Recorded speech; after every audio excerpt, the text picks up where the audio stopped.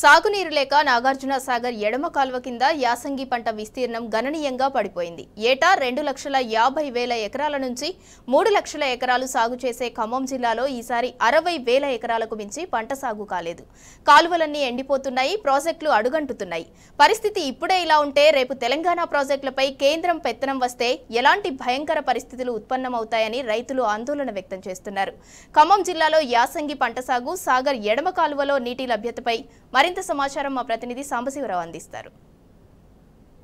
మనకు రాకుంటే మన ప్రాజెక్టులు మన చేతుల్లో లేకుంటే పరిస్థితి ఎంత దారుణంగా ఉంటుందో అని చెప్పడానికి మనం చూస్తున్నటువంటి ఈ నాగార్జున సాగర్ ఎడమ కాలువనే ఒక ప్రత్యక్ష ఉదాహరణగా చెప్పొచ్చు. ఇప్పటికీ నాగార్జున సాగర్ మన పరిధిలో ఉంది, మన రాష్ట్ర పెత్తనమే కొనసాగుతున్నటువంటి పరిస్థితిలో ఇప్పటికే సాగర్లో నీళ్లు లేకపోవడంతో పూర్తిగా ఎండిపోయినటువంటి నాగార్జున సాగర్ ఎడమ కాలువ ఏదైతే నాగార్జున సాగర్ నుంచి మొదలై ఖమ్మం జిల్లాను సస్యశ్యామలం చేస్తూ ఇక్కడ ఉన్నటువంటి దాదాపు 3.5 లక్షల ఎకరాలు 2,70,000 ఎకరాలు ప్రత్యక్షంగా నాగార్జున సాగర్ ఎడమ కాలువ కింద, మిగతా 30 నుంచి 50,000 ఎకరాలు పరోక్షంగా సాగర్ బ్యాలెన్స్ రిజర్వాయర్లు కావచ్చు, అట్లాగే చెరువులు కుంటల కింద సాగేటువంటి భూభాగం కలిగినటువంటి ఖమ్మం జిల్లాకు ఇది ప్రధానమైనటువంటి నీటి వనరు. 2 బ్యాలెన్సింగ్ రిజర్వాయర్లు, ఒకటి పాలేరు, తర్వాత వైరా, అట్లాగే సత్తుపల్లి నియోజకవర్గం ఉన్నటువంటి లంకసాగర్ కావచ్చు, మిగతా బేతుపల్లి లాంటి ప్రాజెక్టులకు నీటిని సరఫరా చేసి అక్కడ నుంచి రైతులకు అందించేటువంటి ప్రధానమైనటువంటి కాలువ. ఇది ఎంత దుస్థితిలో ఉందో మనం అర్థం చేసుకోవచ్చు.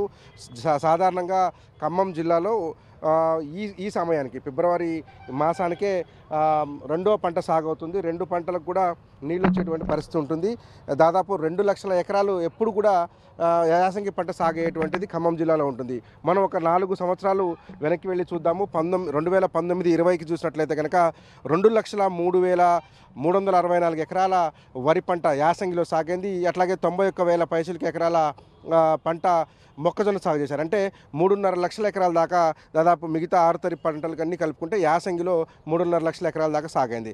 అదే 2020-21 సంవత్సరానికి 2,26,500 ఎకరాలు పైచిలకు వరి పంట సాగు చేస్తే 80,500 పైచిలకు ఎకరాలలో మొక్కజొన్న సాగు చేశారు. అంటే దాదాపు 3,37,000 ఎకరాలలో యాసంగి పంటను సాగు చేసినటువంటిగా ప్రభుత్వానికి సంబంధించినటువంటి లెక్కలు తెలుపుతున్నాయి, స్పష్టంగా చేస్తున్నటువంటి పరిస్థితి ఉంది. అట్లాగే 2021-22 సంవత్సరంలో కాస్త యాసంగి పంట తగ్గింది. 1,05,000 ఎకరాలకు వరి పరిమితమైతే 81,500 ఎకరాల పైచిలకు మొక్కజొన్న సాగు చేశారు. అంటే ఎంత తక్కువ యాసంగి పంట సాగైనా 2,11,000 ఎకరాలకు 21-22 సంవత్సరంలో రెండో పంట సాగు చేసినటువంటి పరిస్థితులు ఖమ్మం జిల్లాలో నెలకొని ఉన్నాయి. అదే 22-23 సంవత్సరాలు చూసినట్లయితే 2,14,492 ఎకరాల్లో ప్యాడీ మన వరి సాగు చేస్తే 91,227 ఎకరాలలో మొక్కజొన్న సాగు చేసినట్టుగా చెప్తున్నారు. అంటే 3,15,000 పైచిలికి ఎకరాలలో రెండో పంట యాసంగి పంట ఖమ్మం జిల్లాలో సాగైంది.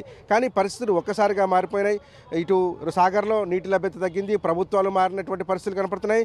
ఈ నేపథ్యంలో 2023-24లో ప్రమాద గంటికలు మోగుస్తున్నటువంటి పరిస్థితి కనపడుతుంది. ఇప్పుడు మారినటువంటి పరిస్థితులకు అద్దం పడుతుంది. రైతులను మనం టచ్ చేసినప్పుడు ఎందుకు ఈ పరిస్థితులు వచ్చాయి, దాదాపు 2 లక్షల ఎకరాల పైచిలకు వరి సాగు చేసినప్పుడు ఇప్పుడు కేవలం 26-27 ఎకరాలకు ఎందుకు ఈ సాగు విస్తీర్ణం పడిపోయింది అనే అంశాన్ని రైతులు అడిగినప్పుడు ప్రభుత్వం మారింది కాబట్టి ప్రభుత్వం యొక్క పాలసీలు మారి ఉంటాయి కాబట్టి నీళ్ళు ఇస్తారో తెలియదు, కరెంట్ వస్తుందో తెలియదు. అంటే యాసంగి పంట సాగు కావాలంటే నీళ్ళన్నా ఇవ్వాలి, లేకపోతే కరెంట్ అన్నా ఇవ్వాలి. కరెంట్ ఇస్తేనే బోర్ల కింద సాగు చేసుకునేటువంటి పరిస్థితి ఉంటుంది. ఈ 2 అంశాలలో స్పష్టత లేదు కాబట్టి మేము యాసంగి వేయలేసారని చెప్పి చాలామంది రైతులు చెప్పారు. ఇక వెంసూరు మండలంలో రైతులు ఇప్పటికే ఒక 10 రోజుల క్రితం 2 సార్లు ధర్నా చేసినటువంటి పరిస్థితి కనిపిస్తుంది. ఎందుకంటే అధికారులను అడిగితే వరి నారులు వేసుకొని నీళ్ళు ఇస్తామని చెప్పారని చెప్పి రైతులు చెప్పారు.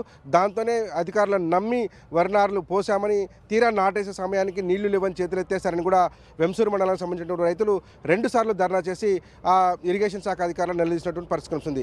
నిన్నగాక మొన్న పాలేరు రిజర్వాయర్లో రైతులు, పాలేరు పాతకాలం కింద సాగుతున్నటువంటి రైతులు, వరి అట్లాగే చెరుకు సంబంధించినటువంటి రైతులు 300-400 మంది వచ్చి పాలేరు రిజర్వాయర్ గేట్లు ఎత్తి నీటిని తరలించుకోవాల్సినటువంటి దుస్థితి ఇవాళ ఖమ్మం జిల్లాలో నెలకొని ఉంది. ఇది సాగర్కి ప్రధానమైనటువంటి ఎడమ కాలువ కింద ఉన్నటువంటి పరిస్థితులు. ఇప్పటికే ఈ పరిస్థితి ఉంటే రాబోయే రోజుల్లో ఎట్లా ఉంటుంది, మొత్తం తెలంగాణ ప్రాజెక్టుల మెయింటెనెన్స్ని కేంద్ర ప్రభుత్వం చేతిలో పెడితే నీటి వాటా వాళ్ళు డిసైడ్ చేసేటువంటి పరిస్థితి ఉంటే ఎప్పుడు నీళ్లు విడుదల చేస్తారో తెలియని పరిస్థితి నెలకొంటే కనుక రైతుల యొక్క భవిష్యత్తు, పంటల యొక్క భవిష్యత్తు ప్రమాదంలో పడుతుందని చెప్పడానికి ఇక్కడ ఉన్నటువంటి అంకెలు కావచ్చు, మన కళ్ళ ముందు కనపడుతున్నటువంటి సజీవ సాక్ష్యాలైనటువంటి ఈ కాలువ కావచ్చు, ఇవే మన కళ్ళ ముందు సాక్షాత్కారం కాబోతున్నాయి.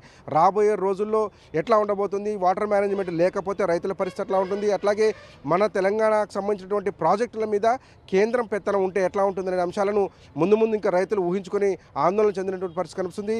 కాబట్టి యాసంగి పంట పూర్తి స్థాయిలో మన ప్రాజెక్టులు తెలంగాణ రాష్ట్ర ప్రభుత్వం ఆధీనంలో ఉన్నటువంటి ఈ రోజుల్లో ఇటువంటి పరిస్థితులు ఉంటే రాబోయే రోజుల్లో కేంద్రం చేతుల్లో ఉంటే ఎలాంటి నిర్ణయాలు తీసుకుంటారు, ఈ యాసంగి పంట కాదు సాధారణమైన పంటకు నీళ్ళు వస్తాయా లేదా, వర్షాభావం మీదనే ఆధారపడి పంటలు సాగు చేయాల్సి వస్తుందా అనేటువంటి అనేక అంశాలు ఇవాళ రైతులను ఆందోళనకు గురి చేస్తున్నటువంటి పరిస్థితి కనబడుతుంది.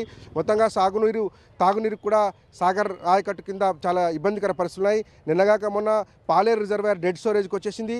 ఆ తర్వాత దాదాపు ఒక 8,000 క్యూసెక్ల నీటిని కిందికి విడుదల చేశారు. మళ్ళీ ఆల్ ఆఫ్ సడన్గా దాన్ని 3,800 క్యూసెక్లకు కట్ చేసినటువంటి పరిస్థితి కనబడుతుంది. ఈ నేపథ్యంలో నల్గొండ అట్లాగే సూర్యాపేట జిల్లాలకు సంబంధించినటువంటి రైతుల అవసరాల రీత్యా 3,000 క్యూసెక్ల నీటిని వాడుకుంటుంటే నికరంగా ఖమ్మం పాలేరుకు వస్తున్నటువంటి నీరు కేవలం 800 నుంచి 900 క్యూసెక్ల నీరే వస్తున్నటువంటి పరిస్థితి కనబడుతుంది. ఇక్కడ తాగునీటి అవసరాలకు కూడా రేపు కటకట ఏర్పడుతుందనేటువంటి ఆందోళన కూడా వ్యక్తమవుతోంది.